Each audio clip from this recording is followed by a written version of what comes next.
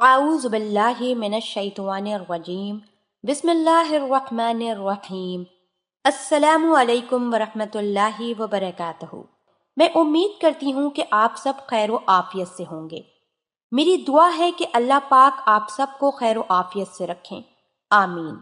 ناظرین، اکثر میرے پاس ایک سوال آتا ہے کہ قدرتی طریقے سے جلدی حمل کنسیو کرنے کے لیے کیا کریں۔ جو مرد و خواتین پریگننٹ ہونے کے لیے کوشش کر رہے ہوتے ہیں لیکن پریگننسی نہیں ہو رہی، وہ فریکوینٹلی یہ سوال پوچھتے ہیں کہ ہسبینڈ اور وائف کو ہفتے میں کتنی بار ملنا چاہیے، کیا ملنے میں وقفہ ضروری ہے تاکہ جلدی حمل ہو جائے، اور اگر روزانہ ملتے ہیں تو اس میں کیا جلدی حمل ہو جائے گا یا اس کا کوئی نقصان ہے۔ انہی سارے سوالوں کے جوابات آج کی ویڈیو میں آپ لوگوں کو دوں گی، اور ساتھ ہی یہ بھی بتاؤں گی کہ جلدی حمل کنسیو کرنے کے لیے بہترین ٹائمنگ ملنے کی کون سی ہوتی ہے۔ سب سے پہلے تو یہ جان لیں کہ اگر ہسبینڈ اور وائف دونوں ہیلدی ہیں، کسی قسم کا میڈیکلی کوئی مسئلہ نہیں ہے، تو میڈیکل پوائنٹ آف ویو سے ریلیشن بنانے میں کوئی لمٹ نہیں ہے۔ لیکن یہاں پر ہم بات کر رہے ہیں جلدی حاملہ ہونے کی، یعنی جن کو پریگننسی نہیں ہو رہی ہے، وہ پریگننٹ ہونے کی کوشش کر رہے ہیں، ان کے لیے کیا انسٹرکشنز ہیں۔ سم ٹائم ہوتا یہ ہے کہ اگر آپ ہر روز ملتے ہیں، ہر روز ریلیشن بناتے ہیں، تو ہر روز ملنے سے، ریلیشن بنانے سے بعض اوقات خواتین کے اندر بچے دانی کے منہ پر سوائلنگ آ جاتی ہے، سروکس کے اندر سوزش ہو جاتی ہے، جس کی وجہ سے بعض خواتین میں ڈسچارج یا پانی کی شکایت ہو سکتی ہے، اور اگر سوزش کے بعد انفیکشن ہو جائے تو ڈسچارج سے اسمیل آنے لگتی ہے، پیٹ کے نچلے حصے میں درد رہنے لگتا ہے، اس کے علاوہ کمر میں درد رہنے لگتا ہے، اور ہسبینڈ کے ساتھ ملنے کے دوران آپ کو پین کی شکایت ہو سکتی ہے۔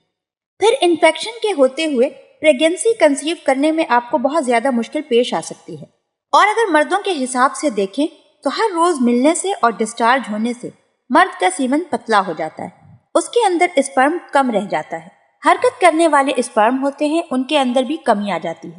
جس کی وجہ سے حمل جلدی نہیں ٹھہرتا، کیونکہ جو حرکت کرنے والے اسپرم ہوتے ہیں وہی پریگننسی کرتے ہیں۔ تو اگر آپ جلدی حمل کے لیے کوشش کر رہے ہیں تو ہفتے میں 3 سے 4 بار ملیں یا ایک دن چھوڑ کے ایک دن ملیں، تو پریگننسی کنسیو ہونے کے چانسز زیادہ ہوتے ہیں، کیونکہ جب 1 یا 2 دن چھوڑ کر اگر آپ ملتے ہیں تو اس سے اسپرم کاؤنٹ بھی اچھا رہے گا اور حرکت کرنے والے اسپرم بھی زیادہ ہوں گے۔ پھر فیمیل کا جو جینیٹل ٹریٹ ہے وہ بھی ہیلدی رہے گا اور پریگننسی ہونے کے چانسز بھی زیادہ ہوں گے، کیونکہ میل کا جو اسپرم ہے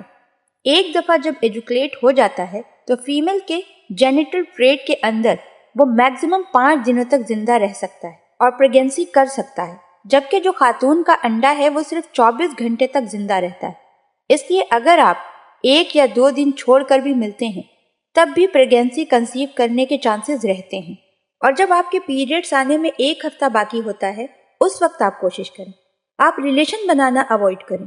نہ بنائیں ریلیشن، کیونکہ اگر آپ نے پریگننسی کر لی ہے، ایگ اور اسپرم آپس میں مل گیا ہے، یہ جو آخری ہفتہ ہوتا ہے یہ امپلانٹیشن کا ہوتا ہے۔ وہ ننھا سے ایمبریو بچہ جو بنا ہے وہ یوٹرس کی دیوار کے ساتھ جڑ رہا ہوتا ہے ان دنوں میں، تو ان دنوں میں کوئی ریلیشن بنانے سے دھچکا پڑتا ہے، شاک پڑتا ہے یوٹرس پہ، تو امپلانٹیشن فیل ہو سکتی ہے۔ اب دوسری جو چیز ہے کہ بیسٹ ٹائم کون سا ہوتا ہے، کہ آپ کب ملیں تو میکسیمم چانسز جو ہوتے ہیں پریگننسی کنسیو ہونے کے وہ ہے فرٹائل ڈیز کے، یعنی جس دن آپ کے اندر انڈے کا اخراج ہوتا ہے اس فرٹائل ڈیز سمیت، اور اس سے 2 دن پہلے